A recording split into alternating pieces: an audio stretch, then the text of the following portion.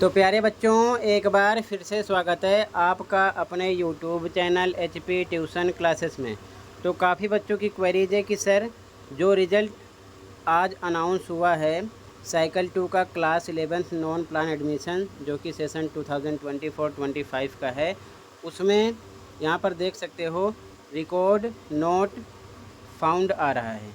ठीक है, काफ़ी बच्चों की क्वेरीज है, तो इस वीडियो में इसी टॉपिक का डिस्कस करेंगे। ठीक है, पूरी बात को ध्यान से समझना।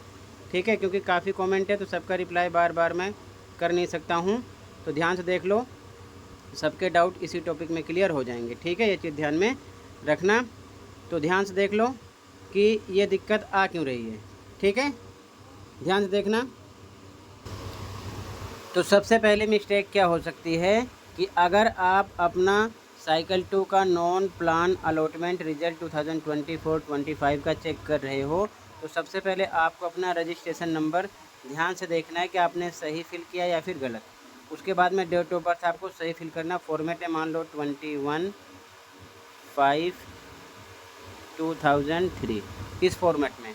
उसके बाद में ये विजुअल कोड सेम ऐसे ही, जो कैपिटल में जो नंबर है सेम ऐसे लिखकर यहाँ पर आपको फिल करके रिपोर्ट पर क्लिक करना है। ठीक है, तो वैसे ही आपको सारी डिटेल आपको ध्यान से देखकर फिल करके आपको सबमिट करना है, यानी कि रिपोर्ट पर क्लिक करना है। आपका रिज़ल्ट स्क्रीन पर शो हो जाएगा। अगर इसके बावजूद भी आपका रिज़ल्ट शो नहीं हो रहा है, रिज़ल्ट नॉट फाउंड आ रहा है, तो इसका मतलब ये है कि आप जब फॉर्म अप्लाई कर रहे थे वहाँ पर आप कोई ना कोई डिटेल ज़रूर गलत फिल किए होंगे। ठीक है, ये चीज़ ध्यान में रखना। तो वहाँ पर आपकी मिस्टेक हुई होगी।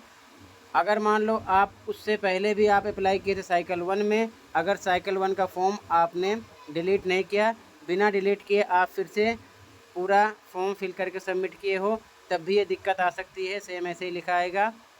या फिर अगर आपने साइकिल 2 में फ़र्स्ट टाइम सबसे पहले आप रजिस्ट्रेशन फॉर्म फिल किए थे, वहाँ पर कोई गलती किए होंगे तभी ऐसा शो हो रहा है। या फिर यहाँ पर आप कोई डिटेल फिल करके चेक करो तो ऐसा हो रहा है, अन्यथा ऐसा नहीं होगा। तो आप अपनी डिटेल को सही से चेक कीजिए।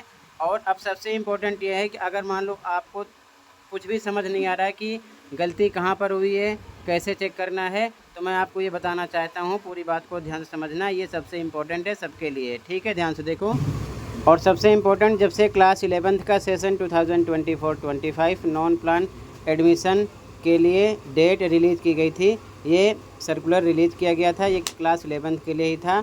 यहाँ पर मेंशन किया गया था कि नॉन प्लान एडमिशन से रिलेटेड किसी प्रकार की कोई भी क्वेरीज अगर किसी बच्चे की है तो वो इस नंबर पर कांटेक्ट कर सकता है, यहाँ पर मेंशन किया गया है। तो यहाँ पर आपके लिए एक नंबर मेंशन किया गया है, इस पर या फिर इस पर 7:30 से 6:30 के बीच में कॉल करके आप अपने डाउट क्लियर कर सकते हो। ठीक है, ये चीज़ ध्यान में रखना। तो यहाँ से भी आप चेक कर लीजिए। बाकी मैंने जो बता दिया वही आपकी मिस्टेक हो सकती है। ठीक है, सबसे इम्पोर्टेंट, जिन बच्चों का रिज़ल्ट शो हो चुका है वो जो स्कूल अलॉट हुआ है वहाँ पर कौन कौन से डॉक्यूमेंट ले जाके सबमिट करेंगे, उस टॉपिक पर सेपरेट वीडियो बना चुका हूँ।